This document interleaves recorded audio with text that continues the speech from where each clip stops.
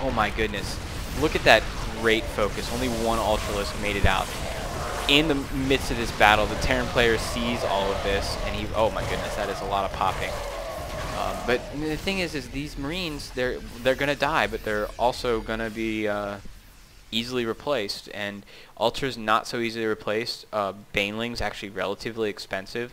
In order to get 2 Banelings, it's like 100 minerals, 50 gas. It's the same price as a Hydralisk. So it's relatively expensive. This tank army is looking a little thin to me, but he did just take out all of... Oh, this is bad. This is bad news. Oh. Yeah, very expensive whenever you lose it to absolutely nothing. Looks as though Tarson has actually pulled out a very strong advantage here. I really would like to see him land this again. He's got his workers mining, but I don't blame him because he's got so much going on over here. And this critical number of medevacs is really good.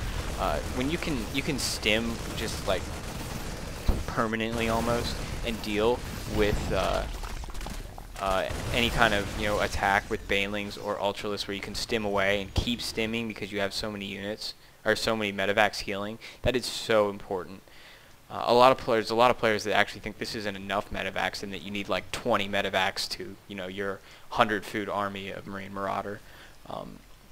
I actually think that this is a better number, just enough to heal them up so that if you need to stim twice, they're going to be at full health by the time you're done. And so the high yield being taken out, this is such a common thing to happen on this map in any match versus Terran. The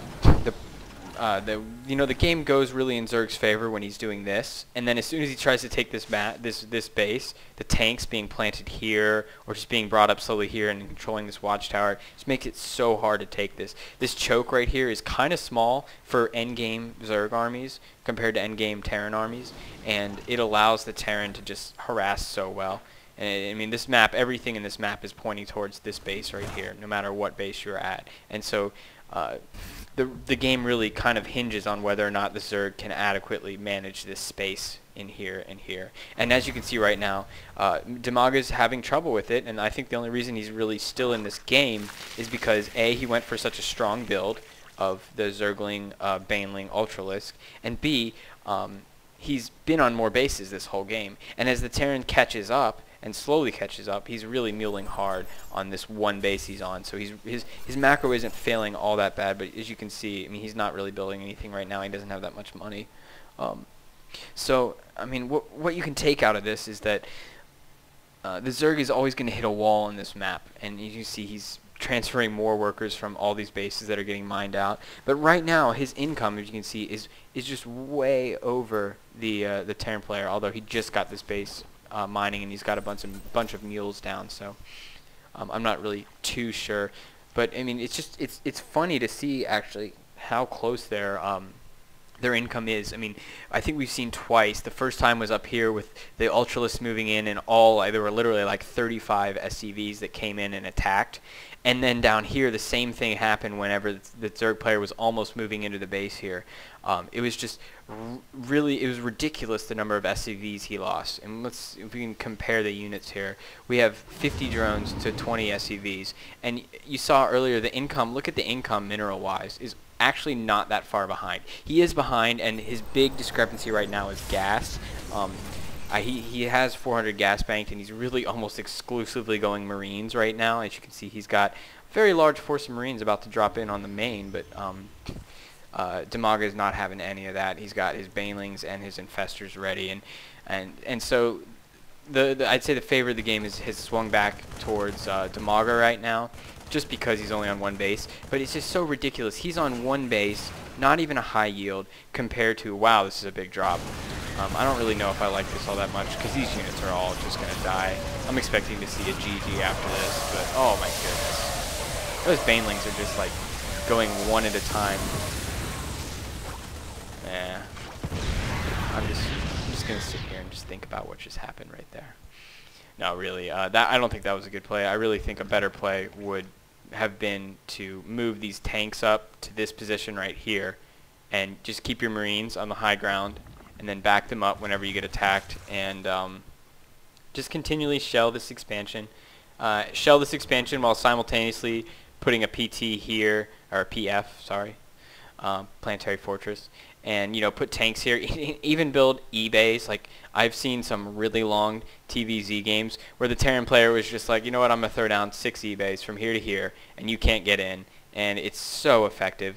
And especially when you can put tanks on the high ground here and then wall in from here to here, you can just completely, maintain map dominance and force the Terran player to do some kind of, what the heck is going on here? Are those palm trees? Oh, they are. I don't know what those trees are. I thought there was a graphics error with my computer. And so we see a massive, massive Ultralisk army, maxed out armor, maxed out damage. Going to be dropping 3 of them up here. Probably going to get a lot of units to commit up here. I don't know how many, but there's really nothing up here for him to attack, except for that one poor SCV that actually isn't going to... Oh, yep, he is. Poor SCV. Is he going to get away? Nope, he isn't. And so now he's going to be dropping 2 more Ultralisks down here. Although, if he came in and dropped 2 Ultras right here, this would be GG immediately. So that Ultralisk is probably going to die. See how close he gets. No kills. How sad. So at this moment, this is the only thing standing between Tarson and complete defeat. And it's really... This game is entirely in Dimaga's favor. He's maxed out. He's at 192 food, almost maxed out, to Tarson's 147. And I would like to see him throw his army at this this tank wall here. It really looks a little too close together. There's no tanks on the high ground. There's none, as my computer lags up and almost freezes. There's no tanks right here. This marine ball is really big, but honestly, against this many units, it's not that effective. I would like to see him just try and trade bases right now, and I understand the mentality of not wanting to lose your army advantage, but at this point, with the amount of money that he's banking, he can really afford to do that.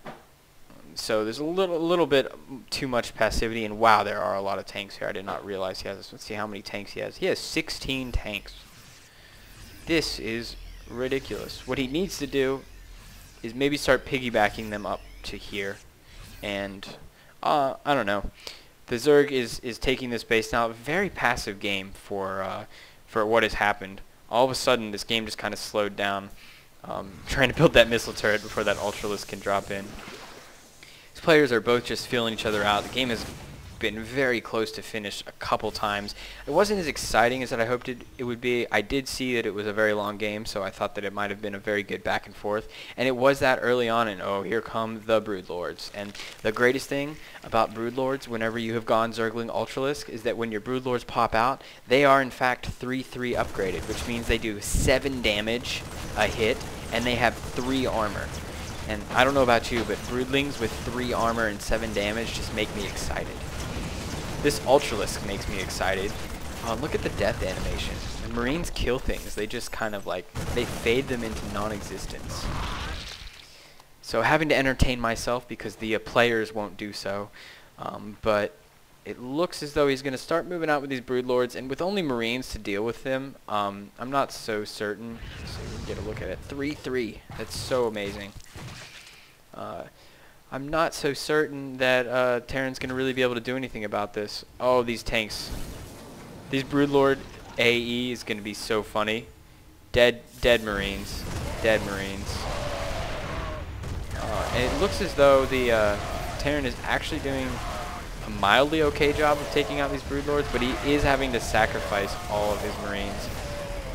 And so, while the Zerg player didn't push in and didn't sacrifice his army, he's definitely made a good trade there. All of those Marines going down to take out those Broodlords is really going to work in his advantage, especially because he's only on like a half a base, or like 1.5 bases able to be mined, and even less.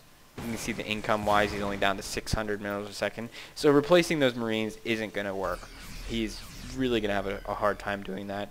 And at this point, Dimaga is just slowly encroaching. He's playing the safe game. It's not always the most glamorous game, but it's definitely... and look at this, all these tanks sieging up because of this one Overlord. And this is going to be ridiculous.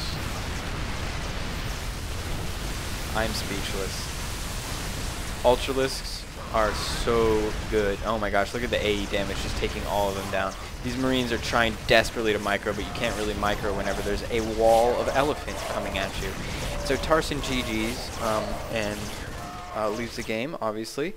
Really good game. 45 minutes showing the strength of Ultralisks. A little too passive play from Tarson, I think. I think that also a little too passive from Dimaga. But, I mean, you know, when you're playing the game, it's always a different feel than whenever you're watching it. So I can't really fault the players for that. But definitely a fun game to cast. All right, thanks for joining me, guys. See you.